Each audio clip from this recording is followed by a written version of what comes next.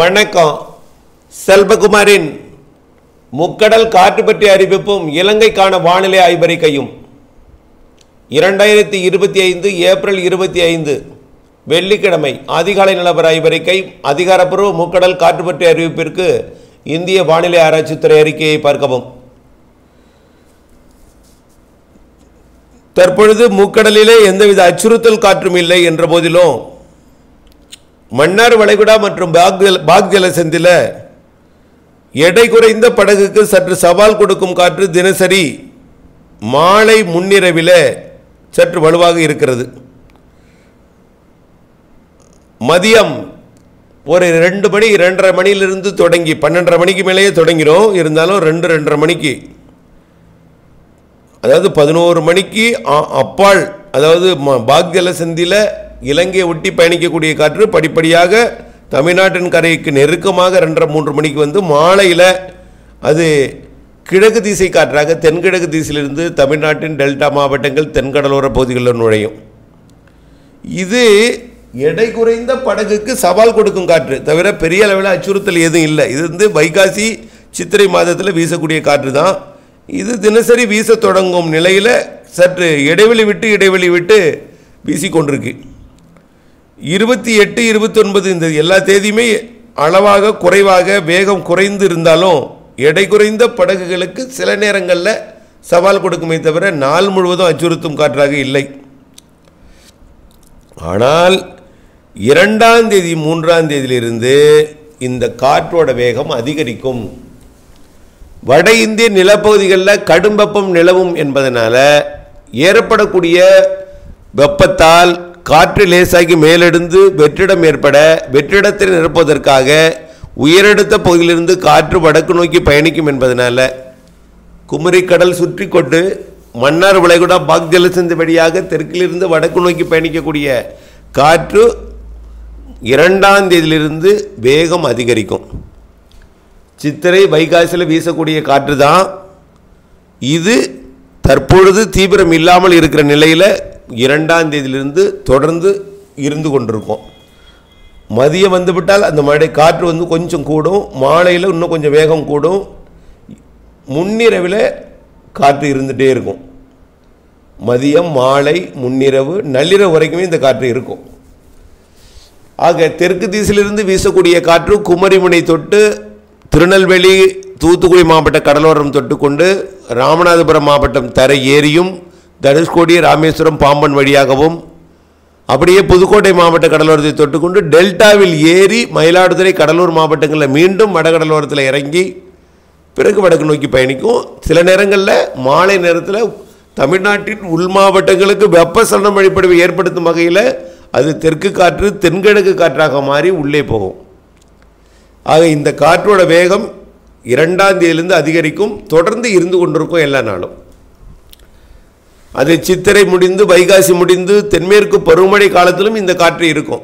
இந்த காற்றோட வேகம் அவ்வப்பொழுது கூடி குறைந்து நிகழ்வுகள் உருவாகும் பொழுது திசை மாறியும் இருந்து கொண்டே இருக்கும்.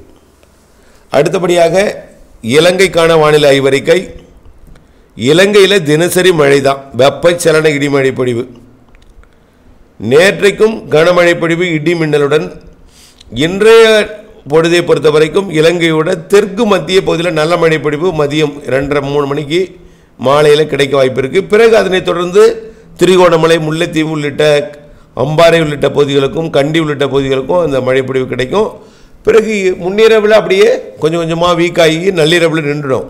மீண்டும் நாளை மதியத்திலிருந்து மழை. இப்படி தினசரி மதியம் வந்துவிட்டால் மழை, மாலை கொஞ்சம் தீவிர மழை, முன்னிரவு நள்ளிரவு வரைக்கும், பிறகு அதிகாலையில் விலகிடும், பிறகு மீண்டும் மதிய மழை. இப்படி இருந்து கொண்டே இருக்கும் எல்லா நாளும் மழை. 28, 29க்கு மேலே இன்னும் கொஞ்சம் பரப்பில் கூடும். வடக்கு கிழக்கு மாகாணங்களுக்கும் கிடைக்கும். ஏன்னா தமிழ்நாட்டின் டெல்டா மாவட்டங்களுக்கும் 28ஆம் தேதியிலிருந்து கிடைக்கும் பொழுது வடக்கு கிழக்கு மாகாணங்களுக்கும் கிடைக்கப்பெறும். அடுத்தபடியாக முதல் வாரத்தில் இன்னும் கொஞ்சம் பரப்பில் கூடும்.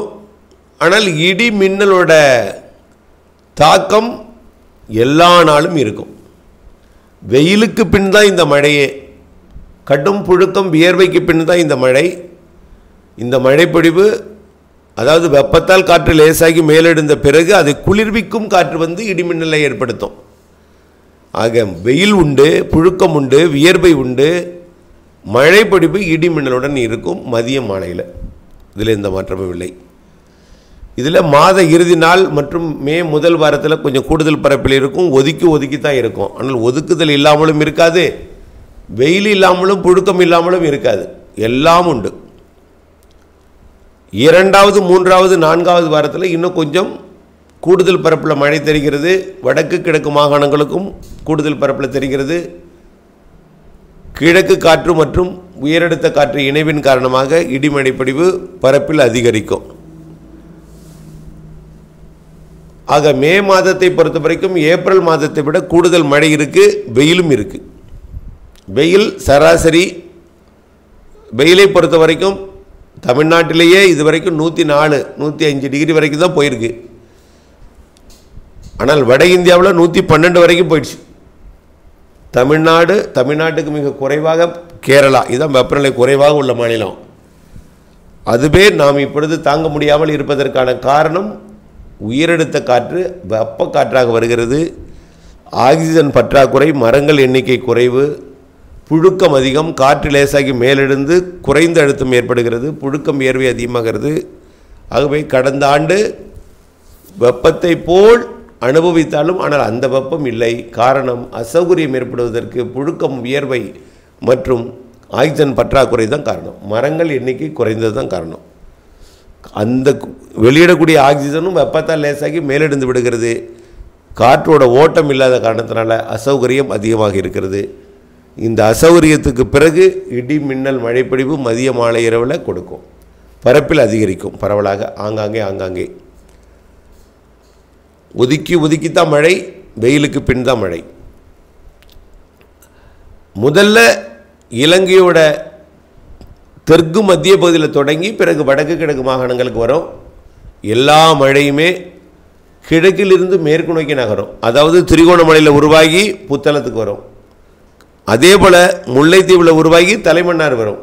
யாழ்ப்பாணத்தில், அதாவது யாழ்ப்பாண பகுதியிலிருந்து புதுக்கோட்டை, சிவகங்கை மாவட்டம் வரைக்கும் கூட அப்படியே கடலோர பகுதிகளுக்கு மேகமூட்டத்தையும் தூறலையும் வந்து கொடுப்பதற்கு, ராமநாதபுரம் வருவதற்கு, தூத்துக்குடி மாவட்ட கடலோர பகுதிகளுக்கு வருவதற்கு இலங்கையிலிருந்து கிழக்கு கடலோரத்திலிருந்து மேற்கு நோக்கி நகரக்கூடிய மேக உற்பத்தியாக இருக்கும். ஆக எல்லா நாளும் மதியம் வந்துவிட்டால் மழை உண்டு என்பதை மட்டும் நினைவில் கொண்டு வானிலை ஆய்விற்குடன் இணைந்திருந்து அறுவடை மற்றும் அனைத்து பணிகளுக்கும் திட்டமிட்டு கொண்டு வானிலை கூட இணைந்திருந்து பணி செய்து லாபம் அடைந்து அன்போடு கேட்டுக்கொள்கிறேன். நன்றி.